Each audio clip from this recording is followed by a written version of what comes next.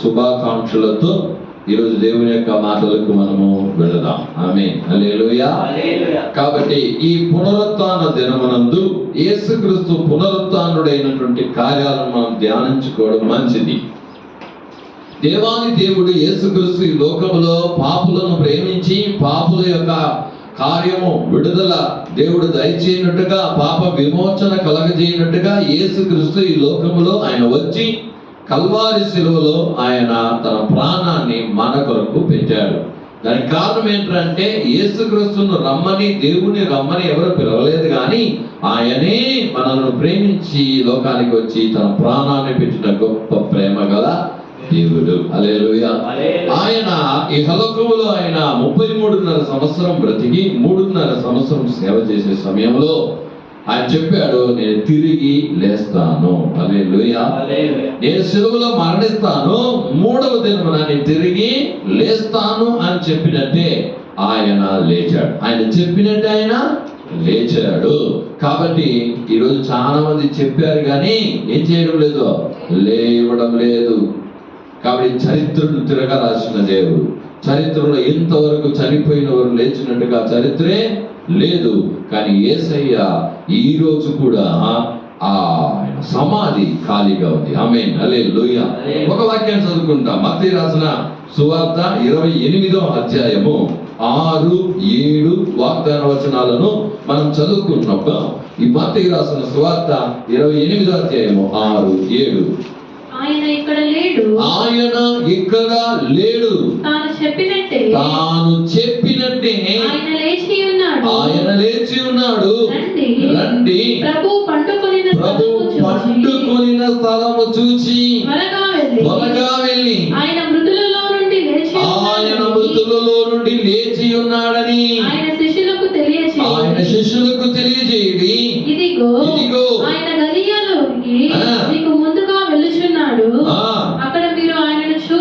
అక్కడ మీరు ఆయనను చూతురు, ఇదిగో మీతో చెప్పి తిని నేను. హల్లెలూయా. ఆ మొదటి వాక్యాన్ని చూసినప్పుడు విశ్రాంతి దినము గడిచిపోయిన తర్వాత ఆదివారమున తెల్లవారుచుండగా మగదలేన మరియా వేరొక మరియా సమాధిని చూడ వచ్చిరి. ఇదిగో ప్రభు దూత పరలోకం నుండి దిగి వచ్చి రాయి పొర్లించి దాని మీద కూర్చుండెను అని రాయబడి ఉంది. హల్లెలూయా. అప్పుడు దేవాది దేవుడి లోకములో ఆయన మరణించి ఆయన సమాధిలో పెట్టారు. ఆ సమాధిలో పెట్టిన తర్వాత వాళ్ళ ఆచారం ప్రకారం, యూదుల ఆచారం ప్రకారము సుగంధ ద్రవ్యాలు తీసుకుని వెళ్ళి 3వ రోజు ఏం చేస్తారో అక్కడ దానికి పూస్తారు. అందుకొరకు సుగంధ ద్రవ్యాలు తీసుకొని వెళ్తూ ఉన్నప్పుడు అక్కడ రాయి పొర్లించి ఉండటం వారు చూశారు. చూసినప్పుడు అక్కడ దేవదూతలు ఉన్నట్టుగా మనం ఇక్కడ చూస్తున్నాం. అప్పుడు ఆ దేవదూతలు ఒక మాట ఏం చేశారు చెప్పాడు, ఆయన ఇక్కడ లేడు. హల్లెలూయా. మరణించినటువంటి ఆ స్థలంలో ఉన్నటువంటి దేవదూతలు చెప్తున్నాడు, ఆయన ఇక్కడ లేడు. హల్లెలూయా. అపోస్తల కార్యంలో మీరు చూసినట్టయితే మరణము ఆయనను బంధించి ఉంచుట అసాధ్యము. హల్లెలూయా. మరణము ఆయనను చూడండి 2వ అధ్యాయములో ఒక మాట కూడా చదువుకుంటాం. 2వ అధ్యాయం 24వ వాగ్దాన వచనం, మరణము ఆయనను బంధించి ఉంచుట అసాధ్యము కనుక దేవుడు మరణ వేదనలు తొలగించి ఆయనను లేపెను. హల్లెలూయా. కాబట్టి ఏది కూడా దేవుణ్ణి బంధించజాలదు, బంధించడానికి అవ్వదు. యెహోవాలో ఆదాము అనేటువంటి మనిషిని బంధించడానికి సాతానుడు పాపము తీసుకొచ్చి బంధించేశాడు. ఆ పాపము వల్ల వచ్చే జీతమైన మరణం చేత వారిని అందరినీ బంధించేశాడు. ప్రపంచంలో ప్రతి ఒక్క మనిషిని కూడా ఈ మరణం వదిలిపెట్టదు. వాడు ఎలాంటి మనిషి అయినా కావచ్చు, వాడు సైంటిస్ట్ కావచ్చు, చదువుకోవచ్చు, ధనవంతుడు కావచ్చు, వాడు ఎలాంటి ఒక స్థితిలో ఉన్నా సరే వానిని బంధించేసింది మరణం. హల్లెలూయా. అలాగే సాతానుడు క్రీస్తు అయినటువంటి ఈయన కూడా బంధించాలనుకున్నాడు. కానీ బైబిల్ చెప్తుంది ఆ మరణము బంధించుట అసాధ్యము. మరణము ఆయనను బంధించుట అసాధ్యము కనుక దేవుడు మరణమును తొలగించి ఆయనను లేపెను. మరణ వేదనలు మరణ వేదనను తొలగించి దేవుడు లేపాడు. అప్పుడు యేసయ్య దగ్గర అక్కడ వెళ్ళినప్పుడు అక్కడ దూతలు చెప్పిన ఒక మాట, ఆయన ఇక్కడ లేడు. హల్లెలూయా. చనిపోయిన వారిని మీరు మృతుల్లో వెతకడం ఎందుకు? ఆయన చనిపోలేదు, ఆయన మృతుల్లో లేదు, ఆయన తిరిగి లేచాడు. హల్లెలూయా. ఈ రోజు క్రైస్తవులకు ఉన్నటువంటి ఒక గొప్ప ఒక ధైర్యం ఏమిటంటే ఇదేంటి దేవుని జనులారా, వేరే ఏ మతాల్లో కానీ ఏ గ్రంథాల్లో కానీ ఇలాంటి కార్యములు లేనే లేదు. యెహోలోకానికి మాత్రమే వాళ్ళు ఏం చేస్తున్నారంటే దేవుణ్ణి వెతుకుతూ ఉన్నారు. మన నమ్మకం ఏంటంటే యేసయ్య మరణాన్ని జయించాడు. హల్లెలూయా. మరణాన్ని జయించి ఆయన ఇక్కడ లేడు అని చెప్తూ ఇదో మీరు ఇక్కడ వచ్చి చూడండి, తాను చెప్పినట్టే ఆయన లేచి ఉన్నాడు. హల్లెలూయా. ఆయన మీతో చెప్పాడు కదా లేస్తానని, ఆయన ఏం చేశాడు? చెప్పినట్టే తిరిగి లేచాడు. రండి ప్రభు పండుకొనిన స్థలమును చూడండి. పండుకొనిన స్థలం అన్నాడు. హల్లెలూయా. అక్కడ ఏం చెప్పాడు? శవము పెట్టిన చోట అని చెప్పడు. ఇంక మీదట చాలా మంది చచ్చిపోతే దాన్ని తీసుకొచ్చి ఎక్కడ పెట్టినా ఏం చెప్తారో? శవము అక్కడ పెట్టారు, శవము అంటారు. కానీ ఆ పంట పెట్టారు అంటారు. కానీ ఇక్కడ దూతలు చెప్తున్న మాట ఏమంటే ఆయన పండుకొనిన స్థలం. చూడండి, అదే యేసుక్రీస్తు దాన్ని మార్చేశాడు. ఎవరైతే యేసుక్రీస్తును విశ్వాసించి రక్షించబడి ఆయన రక్తం చేత కడగబడి ఆయన పిల్లలుగా మార్చబడిన మార్గంలో నడుస్తూ ఉంటారో ఆ మరణం కాదు, ఒక నిద్ర. హల్లెలూయా. ఏమంట? నిద్ర. ఒక నిద్రలో వాళ్ళు ఉంటారంతే. అంటే నిద్రపోయే వాళ్ళు ఒకరు ఏం చేస్తారు? తప్పకుండా లేస్తారు. అది పండుకొనిన నిద్ర. అందుకే కొత్త నిబంధనలు మీరు చూసినప్పుడు పౌలు గారు ఎవరు చెప్పినా క్రీస్తునందు నిద్రించారు. హల్లెలూయా. అయినా ఒక రోజు యేసయ్య వస్తాడు. అప్పుడు మనలందరినీ ఏం చేస్తాడో? తిరిగి లేపిస్తాడు. హల్లెలూయా. కాబట్టి దేవుని జనులారా, యేసుక్రీస్తు ఈ లోకానికి వచ్చి ఆయన మరణించాడని, మరణించి మూడవ దినము లేస్తానని ఇంతకు ముందే ఆయన కొన్ని మాటలు చెప్పాడు. ఒక్క మాటను మాత్రం మనం చదువుకుంటాము. మత్తయి రాసిన సువార్త 16వ అధ్యాయము 21వ వాగ్దాన వచనములో యేసుక్రీస్తు 3.5 సంవత్సరం పరిచయం చేసినప్పుడు ఆయన చాలా చోట్ల చెప్పాడు నేను తిరిగి లేస్తానని. 16:21 చదువుదాం. అప్పటి నుండి తాను యెరూషలేమునకు వెళ్ళి పెద్దల చేతను ప్రధాన యాజకుల చేతను శాస్త్రుల చేతను అనేక హింసలు పొంది చంపబడి మూడవ దినము లేచుట అగత్యమని యేసు తన శిష్యులకు తెలియపరచగా చాలు. 17వ అధ్యాయము 23వ వాక్యంలో కూడా అదే మత్తయి రాసిన సువార్త యేసుక్రీస్తు తిరిగి లేవడము అన్నది ఆయన తిరిగి చెప్తూనే వస్తున్నాడు. చదువుదాం 17:23. ఈ మూడవ దినమున ఆయన లేచునని వారితో చెప్పగా చూడండి, వారు బహుగా దుఃఖపడి. చూద్దాం 20వ అధ్యాయము 19వ వాక్యం కూడా చూద్దాం. మత్తయి రాసిన సువార్త 20:19లో కూడా ఆయన చెప్పిన ఒక మాట, ఆయనను అపహసించుకొనుటకును కొరడాలతో కొట్టుటకును సిలువ వేయుటకును అన్యజనులకు ఆయనను అప్పగింతురు. మూడవ దినమున ఆయన మరలా లేచును. మూడవ దినమున ఆయన మరలా లేచును. యోహాను రాసిన సువార్త 10వ అధ్యాయములో 17-18 వాక్యంలో చూసినట్టయితే కూడా అక్కడ కూడా దేవుడు చెప్తున్నాడు నేను తిరిగి లేస్తాను. హల్లెలూయా. చదువుదామా? యోహాను రాసిన సువార్త 10వ అధ్యాయం 17-18.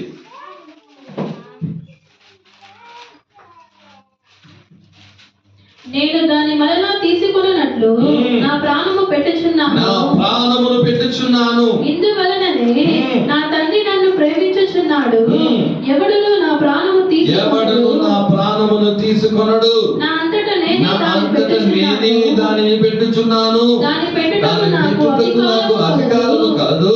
దాని తిరిగి తీసుకొనుటకు నాకు అధికారము కలదు. నా తండ్రి వలన ఈ ఆజ్ఞను పొందితిని. చూడండి, నేను దాన్ని మరలా తీసుకొనుటకు నా ప్రాణమును పెట్టుచున్నాను. హల్లెలూయా. ఆయన ప్రాణాన్ని ఎవరు తీయలేరు. ఆయనే తన ప్రాణాన్ని మన కొరకు ఏం చేశాడంట, పెట్టాడు, తిరిగి దాన్ని తీసుకున్నాడు. పెట్టుటకును తిరిగి తీసుకున్నట్టుకును నాకు అధికారం ఉంది. దేవుని జనులారా, దేవుని యొక్క రాకడలో మనము లేపబడాలా. యేసుక్రీస్తు తాను తన ప్రాణాలు ఎవరు తీయలేరు. మనం అనుకుంటున్నాం వాడిని మీరు పొడి చేశారు, చంపేశారు. నో, యేసయ్యే ప్రాణం పెట్టాడు మన కొరకు. కాబట్టి వాక్యం బాగా చెప్తుంది, మన కొరకు ప్రాణం పెట్టిన యేసయ్య. హల్లెలూయా. అవి పెట్టుటకును తిరిగి తీసుకున్నట్టుకు ఆయనకు అధికారము కలదు. ఆయనకు అధికారము కలదు. ఈ రోజు ప్రతి ఒక్క మనిషిని పునరుత్థానులుగా చేయడానికి యేసయ్యకు అధికారము కలదు. ఆయన లేచాడు కాబట్టి మనము లేస్తాం. హల్లెలూయా. యేసు చెప్పినదే. ఈరోజు క్రైస్తత్వములో, క్రీస్తును నమ్మడములో మనకు దొరుకుతున్న ఒక పెద్ద కార్యం ఏమిటంటే, ఇహలోకంలో ఉన్నప్పుడు కూడా యేసయ్య మనతో కూడా ఉండి మనకు కావాల్సిన ప్రతి ఒక్క దాన్ని మనకు దర్శించడం మాత్రం కాదు, మరణించిన తరువాత యేసయ్య ఈ లోకానికి తిరిగి వస్తాడు, మనలను తిరిగి బ్రతికిస్తాడు. హల్లెలూయా. ఆత్మను రక్షిస్తాడు రాయబడి. చూద్దాము మత్తయి రాసిన సువార్త 27వ అధ్యాయము 63వ వాగ్దాన వచనంలో చూడండి. వాళ్ళేమి కొన్ని మాటలు చెప్తూ ఉన్నారు. ఆయన వంచకుడు అని చెప్తున్నాడు, కానీ వంచకుడు కాదు యేసయ్య. చూద్దాం. అయ్యా, ఆ వంచకుడు సజీవుడై ఉండినప్పుడు, ఆ వంచకుడు సజీవుడై ఉన్నప్పుడు 3 దినములైన తరువాత, 3 దినములైన తరువాత నేను లేచెదనని చెప్పనని మాకు జ్ఞాపకము ఉన్నది. మాకు జ్ఞాపకము ఉన్నది. చూడండి, వాళ్ళు చెప్పారు మళ్ళీ, అయ్యా మనం సమాధి చేసేసినాము, 3వ రోజు లేస్తానని ఏం చేసినాడు, చెప్పాడు. కానీ దేవుడు వంచకుడు కాదు, చెప్పింది చెప్పినట్టే చేసేది. యేసయ్య చెప్పాడు, 3వ దినం లేస్తానన్నాడు, అలాగే 3వ దినము ఆయన లేచాడు. ఈరోజు నీకు చెప్పిన మాట ఎలాగైనా సరే, ఏమైనా సరే దానిని నెరవేరుస్తాడు తప్పకుండా. నీకు ఇచ్చిన వాక్యం, సంఘముకి ఇచ్చిన వాక్యం ఏమైనా సరే ఆయన నెరవేర్చే దేవుడై ఉన్నాడు. ఆయన నెరవేర్చేశాడు రాయబడి. చూద్దాము యోహాను రాసిన సువార్త 5వ అధ్యాయములో 21 నుండి మనము 29 వరకు ఒక వాక్యాలను మనం చదవబోతున్నాం. యేసుక్రీస్తు ఆయన ఈ లోకానికి వచ్చి చనిపోయి ఎందుకు తిరిగి లేచాడు, ఏమిటి కారణం చూద్దాం. తండ్రి మృతులకు ఏలాగు లేపి బ్రతికించెను, అలాగే కుమారుడును తనకిష్టము వచ్చిన వారిని బ్రతికించెను. తండ్రి ఎవరికి తీర్పు తీర్చడు గాని తండ్రిని గణపరచునట్లుగా అందరూ కుమారుణ్ణి గణపరచవలెనని తీర్పు తీర్చుటకు సర్వాధికారము కుమారునికి అప్పగించి ఉన్నాడు. కుమారుణ్ణి గణపరచిన వాడు ఆయనను పంపిన తండ్రిని గణపరచడు. నా మాట విని నన్ను పంపిన వాని యందు విశ్వాసం ఉంచువాడు నిత్య జీవము గలవాడు. వాడు తీర్పులోనికి రాక మరణములో నుండి జీవములోనికి దాటి ఉన్నాడని మీతో నిశ్చయముగా చెబుతున్నాను. మృతులు దేవుని కుమారుని శబ్దము విను గడియ వచ్చుచున్నది, ఇప్పుడే వచ్చి ఉన్నది. దానిని వినువారు జీవితులని మీతో నిశ్చయముగా చెప్పుచున్నాను. తండ్రి ఎలాగూ తనంతట తానే జీవము గలవాడై ఉన్నాడు, అలాగే కుమారుడు తనంతట తానే జీవము గలవాడై ఉండుటకు కుమారునికి అధికారం అనుగ్రహించెను. మరియు ఆయన మనుష్య కుమారుడు గనుక తీర్పు తీర్చుటకు తండ్రి అధికారం అనుగ్రహించెను. దీనికి ఆశ్చర్యపడకుడి, ఒక కాలం వచ్చుచున్నది, ఆ కాలము సమాధులలో ఉన్న వారందరూ ఆయన శబ్దము విని మేలు చేసిన వారు జీవ పునరుత్థానములకును, కీడు చేసిన వారు తీర్పు పునరుత్థానములకు బయటికి వచ్చెదరు. హల్లెలూయా. ఈరోజు దేవుని జనులారా, మనుషులు అందరూ చచ్చిపోతున్నారు, తిరిగి అందరూ లేస్తారు. ఎవరండి? యేసును నమ్ముకున్న మనము లేస్తాము, యేసును నమ్ముకోకుండా చనిపోయిన వారు కూడా లేస్తారు. హల్లెలూయా. వారిని ఎవరు లేపేది? వాళ్ళ దేవుడు కాదు, యేసయ్య లేపుతాడు. ఎందుకో తెలుసా? తీర్పు తీర్చుటకు. ఎందుకు లేపుతాడు? అప్పుడు యేసయ్యకు సకల అధికారం ఇవ్వబడి ఉన్నది. తీర్పు తీర్చుటకు ప్రతి మనుషుల్ని ఆయన ఏం చేస్తాడంట? లేపుతాడు. లేపినప్పుడు 2 కార్యాలు జరుగుతాయి. చూడండి, 2 కార్యాలు జరుగుతాయి. తీర్పు వస్తుంది. ఏమంట? 29వ వాక్యం చెప్పబడింది, మేలు చేసిన వారు జీవ పునరుత్థానమునకు. ఏంటంట? జీవ పునరుత్థానమునకు. కీడు చేసిన వారు తీర్పు పునరుత్థానమునకు బయటికి వచ్చెదరు. అందరూ వస్తారు. సమాధిలో నుండి అందరిని దేవుడు లేపుతాడు. ఆది కాండం మొదలుకొని ఏ మనుషుడైతే భూమి మీద మొదటి మానవుడిగా ఉన్నటువంటి ఆదాము మొదలుకొని ప్రతి ఒక్కరూ లేపబడతారు. హల్లెలూయా. అన్యులు కూడా లేపబడతారు. కానీ ఏం జరుగుతుందంట? తీర్పు జరుగుతుంది. కీడు చేసిన వారికి ఏమంట? కీడు చేసిన వారు. మేలు చేసిన వారికి ఒక తీర్పు, కీడు చేసిన వారికి తీర్పు. మనం అనుకుంటామంటైతే మేము మేలు చేస్తామయ్యా, మేమేం తప్పు చేయలేదయ్యా. కాబట్టి మేలు చేయడం అంటే ఏంటంటే యేసుక్రీస్తుని యొక్క విశ్వాసించి ఆయన మార్గంలో నడిచి మేలు చేయడమే. యేసుక్రీస్తు ఈ లోకంలో అపోస్తల కార్యములు మనం చదివినప్పుడు ఆయన భూలోకంలో ఉన్న వారందరినీ కూడా వ్యాధులు స్వస్థపరిచి దయ్యాలను వెళ్ళగొడుతూ మేలు చేస్తూ తిరుగుతూ ఉన్నాడు. హల్లెలూయా. మేలంటే మనం ఏదో అనుకుంటాం, ఆ మేలు కాదు. ఈరోజు మనం వెళ్ళి గ్రామాలకు సువార్త చెప్తూ ఉన్నాం. అయ్యా, పునరుత్థానం అనేది ఒకటి ఉంది. అప్పుడు యేసుక్రీస్తే నీకు తీర్పు తీర్చబోతాడు. ఎవరండి? యేసే తీర్పు తీర్చేది. ఆ రోజు మీరు మొక్కుతున్న ఏ దేవుడు ఏం చేయవు, అక్కడ ఉండవు. యేసే తీర్పు తీర్చే దేవుడు. మేలు చేసిన వారైతే, యేసుక్రీస్తు నమ్ముకున్న వారైతే వారికి దేవుడు నిత్య జీవమునిస్తాడు. ఎవరైతే యేసును అంగీకరించలేదో వారికి నిత్య నరకమునిస్తాడు. 2 చోటు. ఈ భూమి మీద చనిపోయిన తర్వాత ఆ ఆత్మ ఈ భూమి మీద ఉండడానికి అధికారము లేదు. ఈ భూమి మీద ఉండాలంటే నీకు శరీరం ఉంటేనే భూమి మీద ఉండగలుగుతావు. ఆత్మతో నువ్వు భూమి మీద జీవించలేవు. అందుకే భూమి మీద ఒకటి చనిపోతే ఒకటి పోతే పైకి పోవాలా, లేకపోతే కింద పోవాలా. పైన ఏముంది? పరలోక రాజ్యం. యేసయ్య అక్కడ ఉన్నాడు. చనిపోయి ఆయన ఎక్కడికి వెళ్ళాడంట? పరమునకు ఎక్కి వెళ్ళాడని బైబిల్ గ్రంథం చదివేస్తున్నది. కాబట్టి ఎవరైతే దేవుని నమ్మని వారే ఉన్నారో వారు కింద నరకానికి తిరుగుతారు. అప్పుడు తీర్పు జరుగుతుంది అందరికీ.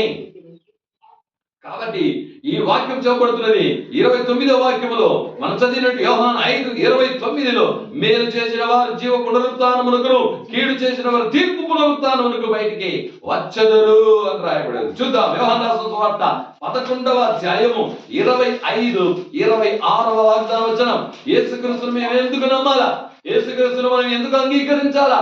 అంటే ఆయన నిన్ను పునరుత్థానుడిగా చేసి, ఆయన పునరుత్థాడైన నిన్ను కూడా పునరుత్థానుడిగా చేసి నిత్య జీవమును నీకు ఇస్తాడు. అందుకే యేసయ్యను నువ్వు విశ్వసించాలి. చదువుదాం. 11వ అధ్యాయము 25-26. అందుకు యేసు పునరుత్థానమును జీవమును నేనే, నా యందు విశ్వాసం ఉంచువాడు చనిపోయినను బ్రతుకును, బ్రతికి నా యందు విశ్వాసముంచు ప్రతివాడును ఎన్నటికి చనిపోడు. హల్లెలూయా. చూడండి, ఇక్కడ దేవుడు చెప్తున్నటువంటి ఒక మాట మర్యాదతో దేవుడు చెప్తున్నాడు. అమ్మా, లాజరును లేపడానికి వెళ్తూ ఉన్నప్పుడు అని చెప్తున్నాడు. చూడండి, యేసుక్రీస్తు 3వ దినము లేస్తాను అన్న దానికి ఎవరు నమ్మలేదు. ఎందుకంటే ఇంతకుముందు ఇంతవరకు జరగలేదు. అది పునరుత్థానం అంటే ఏందో తెలియదు, తిరిగి లేచుడంటే ఏంటో తెలియదు వాళ్ళకు. కానీ యేసయ్య ముగ్గురిని జీవంతంగా ఏం చేశాడు? లేపాడు, లేచి చూపాడు. తనకు మరణములో నుండి పునరుత్థానముగా అంటే లేపుటకు ఆయనకు అధికారము ఉన్నదని చెప్పాడు, చూపించాడు. హల్లెలూయా. కాబట్టి దేవుడి జిల్లా ఇక్కడ చెప్తున్నాడు. ఇప్పుడు లాజరు చనిపోయి 4 రోజులు అయిపోయింది, ఆయన లేపబోతున్నాడు. మర్యాదతో చెప్తూ వస్తున్నాడు. మర్యాద చెప్తున్నా, అవునయ్య మేము నమ్ముతున్నాం కానీ చనిపోయిన తర్వాత మళ్ళీ లేస్తాడులే చివరి దినం. లేదు, అందుకే ఆ మాటలు చెప్పాడు. ఈ రోజు యేసు ఎవరో నువ్వు తెలుసుకోవా? చూద్దాం. ఆ మాట 25వ వాక్యం చెప్పినాడు. అందుకు యేసు పునరుత్థానమును జీవమును నేనే, పునరుత్థానమును జీవమును నేనే. అప్పుడు నీకు పునరుత్థానం కావాలంటే యేసు యేసు మాత్రమే నిన్ను పునరుత్థానుడుగా చేయగలుగుతాడు. యేసు మాత్రమే నీకు జీవం ఇవ్వగలుగుతాడు. నా యందు విశ్వాసం ఉంచువాడు చనిపోయినను బ్రతుకును. చచ్చిపోయినా కూడా బ్రతుకుతాడు. బ్రతికి నా యందు విశ్వాసం ఉంచు ప్రతివాడు ఎన్నటికి చనిపోడు, తిరిగి చనిపోడు. హల్లెలూయా. ఈ రెండవ మరణము ఏంటా? రెండవ మరణం అంటే నరకం. రెండవ మరణము నరకం. నరకానికి నువ్వు వెళ్ళవు అంటున్నాడు. నువ్వు నా యందు విశ్వాసం ఉంచితే చనిపోతావు. చనిపోయినా నేను నిన్ను బ్రతికిస్తాను. బ్రతికించిన నువ్వు తిరిగి చావవు. అది దేవుడిచ్చేట ఒక గొప్ప కార్యం. ఈరోజు యేసు దగ్గరకు వచ్చే వాళ్ళు ఏం చేస్తున్నారు? నాకు వ్యాధి స్వస్థత అవ్వాలి, అది కావాలా, ఇది కావాలా, ఇది కావాలని అడుగుతున్నాడు. ఇది కాదండి, దేవుడు నీకు పునరుత్థానం ఇస్తాడు. హల్లెలూయా. ఈరోజు యేసుక్రీస్తుని అంగీకరించిన నీవు ఆ పునరుత్థానం కొరకు, పునరుత్థానం అవ్వడం కొరకు దేవుని మాటలకు మనం లోబడాలా. ప్రతి ఒక్క మాటకు మనం లోబడా, విశ్వాసాన్ని కాపాడుకోవాలా. అందుకే పౌలు చెప్తున్నాడు తీమోతేయుకు రాసిన పత్రికలో, ఇదో నేను విశ్వాసం పరుగు పొందను పరిగెట్టి నేను ముగించుస్తున్నాను, నా విశ్వాసాన్ని నేను కాపాడుకున్నాను. కాబట్టి విశ్వాసం, దేవుని మీద విశ్వాసం ఏం చేయాలా? కాపాడుకోవాలా. ఆ విశ్వాసమే నిన్ను ఏం చేస్తుందంటే పునరుత్థానుడుగా చేస్తుంది. హల్లెలూయా.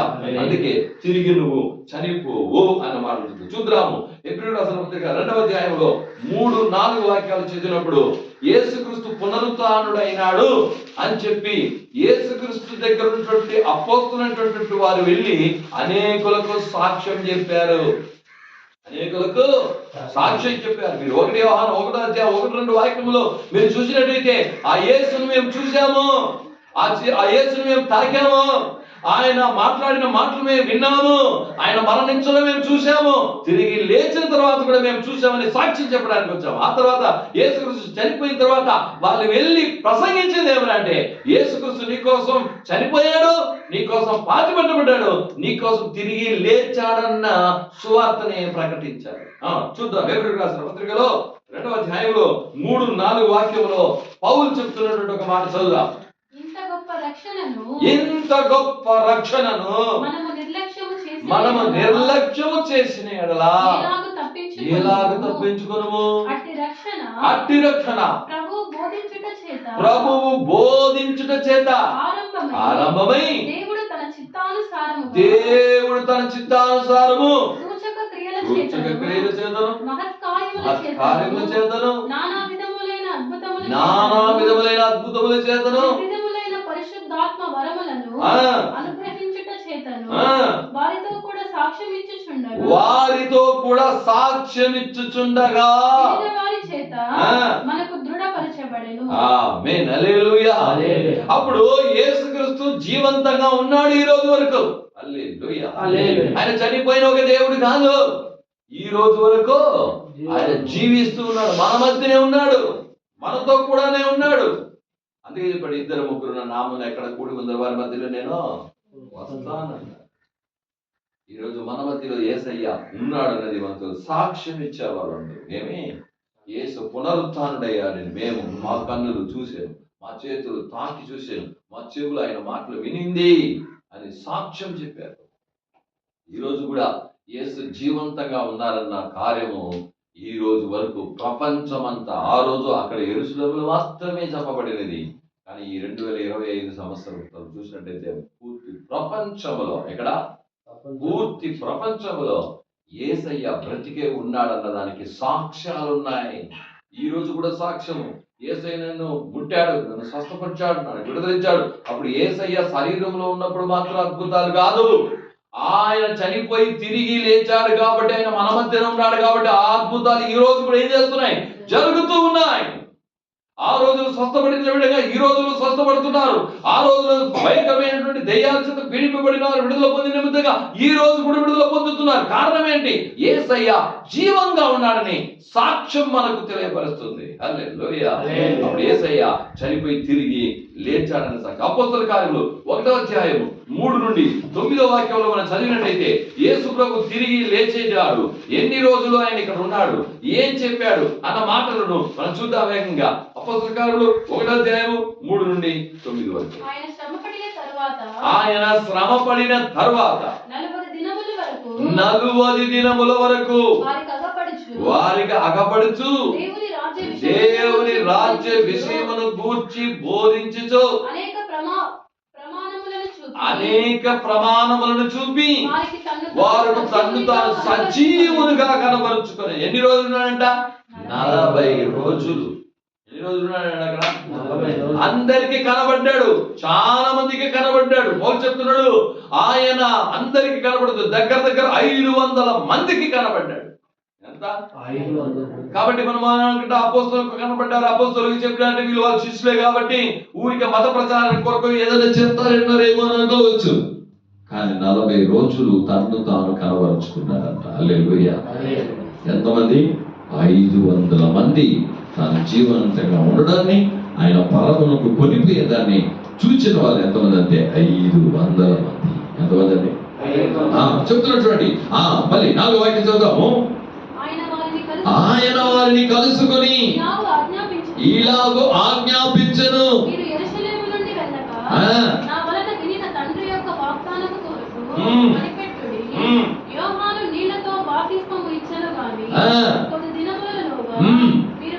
పరిశుద్ధాత్మలో బాప్తిస్మము పొందుదురను.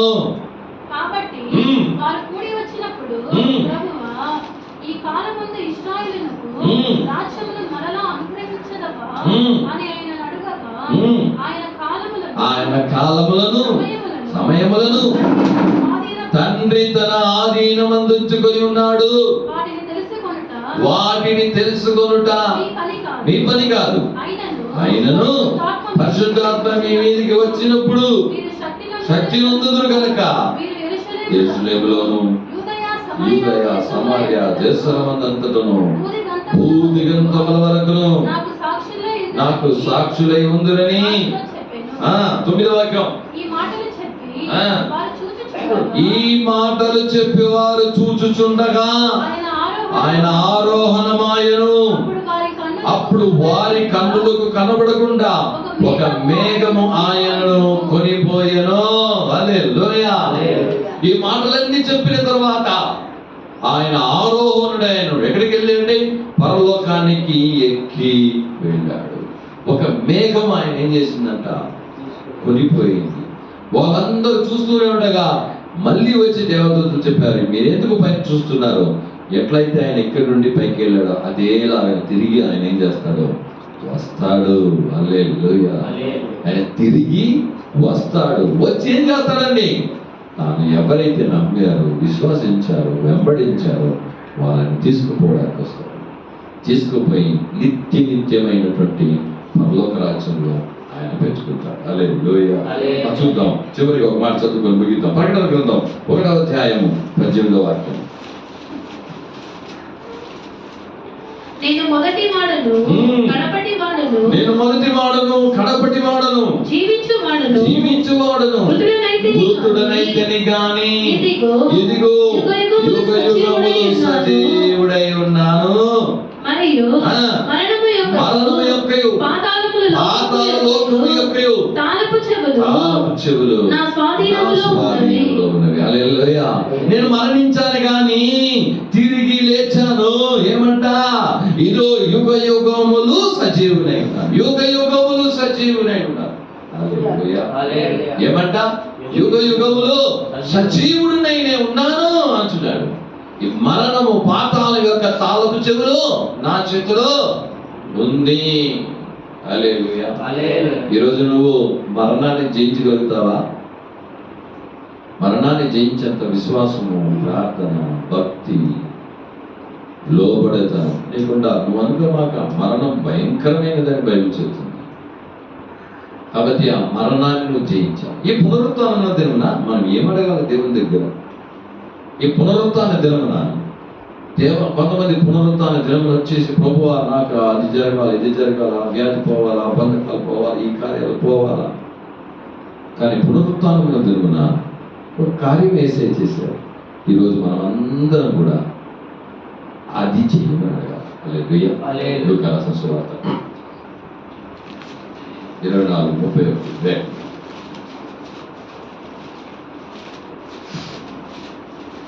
వారి కన్నులు తెరవబడి వారి కన్నులు తెరవబడి ఆయనను గుర్తుపట్టిరి. ఆయనను గుర్తుపట్టిరి.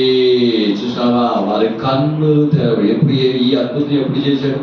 యేసుక్రీస్తు పునరుత్థాడైన తర్వాత ఆ శిష్యుల మధ్యలో నడిచిపోతా అంటే యేసు కూడా నడిచిపోయాడు. కానీ యేసు వస్తున్నాడు, ఏం చేయలేదంట, వాళ్ళు గుర్తు పట్టలేదంట. అప్పుడు దేవుడు వాళ్ళతో కూడా మాట్లాడుతూ మాట్లాడుతూ మాట్లాడుతూ వచ్చారు. వచ్చిన తర్వాత ఆయన ఒక రొట్టెని తీసి విరిచి ఇచ్చినప్పుడు ఆ రొట్టె తీసుకున్న తర్వాత వాళ్ళ కన్నులు ఏమైపోయినాయంట? తెరవబడ్డాయి. హల్లెలూయా. ఈరోజు పునరుత్థాన దినం ఏం చేయాలి? ఏం అడగాల? కన్నులు చూద్దాం. అది 24:45 చదువు. 24:45. అప్పుడు వారు లేఖనములు గ్రహించున్నట్లుగా ఆయన వారి మనస్సును తెరచి ఏం చేశారంట? లేఖనాలు గ్రహించినట్లుగా వారి మనస్సు తెరవబడాలి. అది నీ మనస్సు తెరవబడాలి. ఈ లేఖనాలు నువ్వు తెలుసుకునే విధంగా, ఈ లేఖనాలను గ్రహించే విధంగా నీ కన్నులు తెరవబడాలి. దేవుని జనులారా, ఈ పునరుత్థాన దినమున యేసయ్యా నీ మాటలు, నీ బైబిలు, నీ వాక్యాలు నాకు తెలిసే విధంగా నా కన్నులు, నా మనసును తెరువు. ఏంటి, కొంతమందికి ఎంత వాక్యం చెప్పినా కూడా వాళ్ళు గ్రహింపే లేకుండా, గ్రహింపే లేదు. ఆ వాక్యం యొక్క గ్రహింపు కావాలంటే నీ కన్నులు తెరవడాలి. అప్పుడు యేసే దగ్గర అడగాల, నా కన్నులు తెరువు. దావీదు అడిగాడు, నా కన్నులు తెరువు. దేవుడు కన్నులు తెరిచాడు. ఈ గ్రంథంలో వాక్యాలు నీకు అర్థమవ్వాలంటే నీ కన్నులు తెరవబడాలా. నీ మనస్సు, నీ మైండ్ తెరవబడాలి. అప్పుడు ఈ మాటలు ఏమవుతాయి? గ్రహిస్తావు. హల్లెలూయా. ఈ పునరుత్థాన దినమున ఈరోజు నువ్వు దేవుణ్ణి ఏమడగాలంటే, ఏమడగలయ్యా? ఏమడగలయ్యా? నీ మనస్సు గ్రహింపు కలగడానికి నీ కన్నులు ఏం చేయాలి? తెరవబడాలి. కాబట్టి నిశ్చయంగా దేవుడు ఈ దినమున అలాంటి కృపను మీకు దయచేసి ఈ వాక్యాలు గ్రహింపుకు కావలసిన మనోముద్రాలు తెరవబడటకు సహాయం చేయగలరు. తెరవబడటం మాత్రం కాదు, తెరవబడిన తర్వాత వెలిగించబడాలి. పౌలు చెప్తున్నాడు, నా మనోనేత్రాలు వెలిగింపబడినందున. మనోనేత్రాలు తెరవబడటం మాత్రం కాదు, మనోనేత్రాలు ఏం చేయాలా? వెలిగింపబడాలి. అప్పుడుగా దేవుని యొక్క పరలోక రాజ్యం యొక్క మహిమ కార్యాలను నువ్వు అర్థం చేసుకోవాలి. ముందు మోకరిక ప్రారంభించాం. దేవుని దగ్గర వెళ్దామా? అయ్యా, ఈ పునరుత్థాన దినమున యేసయ్యా ఈ లూకా రాసిన సువార్తలో చదివిన ప్రకారంగా వారి కన్నులు తెరిచినట్టు నీ యొక్క వాక్యాన్ని, లేఖనాలను గ్రహించే విధంగా మా మనసులు కూడా తెరవండి. వింటున్నారు కానీ గ్రహించడం లేదు. వాక్యాలు ఎన్నో వింటున్నారు, గ్రహింపు రావడం లేదు. ఎన్నోసార్లు వింటున్నారు, ప్రవచనమైన వాక్యం వింటున్నారు, గ్రహింపు లేదు. ఈరోజు లేఖనముల యొక్క గ్రహింపు నీకు కావాలా? ఈ పునరుత్థాన దినమున యేసయ్యను అయ్యా, మీ యొక్క వాక్యములు, లేఖనములు గ్రహించే ఒక భాగ్యం నాకు దయచేసయ్యా అని చెప్పి నా కన్నులు తెరువేసయ్యా. నీ మాటలో ఉన్నటువంటి మకరందాన్ని, నీ మాటలో ఉన్నటువంటి మహిమను, నీ మాటలో ఉన్నటువంటి జీవమును, నీ మాటలో ఉన్నటువంటి సత్యాన్ని మేము గ్రహించులాగున మా యొక్క మనసును తెరువు, కన్నులను తెరువు. మీరు మాతో కూడానే ఉండాలి. ఇంతవరకు మనతో కూడా మాట్లాడినాడే, ఆయన మాటలు మనం విన్న మన హృదయం మండడం లేదా అన్నారు. దేవుడు నీతో కూడా ఉండి ఆయన మాటలు ఆయన చెప్తూనే ఉన్నాడు, నీ హృదయం మండాలా? మండం లేదు, గ్రహింపు లేదు లేఖనంలో. ఈరోజు ఈ పునరుత్థాన దినమున దేవా, ఎమ్మావూరు శిష్యులకు వాళ్ళ మనోనేత్రాలు తెరిచారు. వారి మనస్సు లేఖనాలు గ్రహించే విధంగా, లేఖనాలన్నీ చెప్పుకుంటూ వచ్చారు. నా గురించి ఎక్కడెక్కడంతా చెప్పబడింది చూడు, ఇవంతా చూడు చూడు అని అన్నీ చెప్పినాడు. వాళ్ళ గ్రహింపు లేదు. అప్పుడుదా దేవుడు ఏం చేశాడంటే వాళ్ళ మనస్సును తెరిచాడు. యేసయ్యా, ఈరోజు మా మనసును కూడా తెరవండి. మేము కూడా లేఖనాలను గ్రహించే విధంగా మనం మార్చండి అని దేవుని విడుదల ప్రార్థన చేసుకుంటాం. స్తోత్రములు ప్రభువా, మహాకృప కనికరం దయగలిగిన మా పరలోకపు దేవా, ఈ పునరుత్థాన దినమును బట్టి నీకు వందనాలు. మీరు మరణాన్ని జయించారు దాన్ని స్తోత్రం. ఇక పునరుత్థానుడైన మమ్మల్ని కూడా మీరు పునరుత్థానులుగా చేస్తారు. అవును తండ్రి రాజ ప్రభువా, మేము చూసిన ప్రకారం వాక్యాలు ఈ దినమున రాజా మేము నిత్యమైనటువంటి నరకానికి కాదు కానీ నిత్యమైన జీవమును పొందుకున్నట్టు మనం మీరు ప్రభువా పునరుత్థానంగా చేయబోతున్నాను. వందన ఈ దినమున ప్రభువా ఇప్పుడు వచ్చిన బిడ్డలందరినీ ఈ వాక్యం వింటున్న ప్రతి ఒక్కరిని మీరు దీవించండి. విశేషంగా తండ్రి ఎరుకాల సువార్త చెప్పడం ప్రకారం లేఖనములు గ్రహించినట్లుగా వారి మనసులను దేవుడు తెరిచి ఈరోజు లేఖనాలు వాళ్ళు తెలుసుకుని వారి మనసులు తెరవాలి. వాళ్ళు వింటున్నారు కానీ గ్రహింపుగా ఉన్నారు.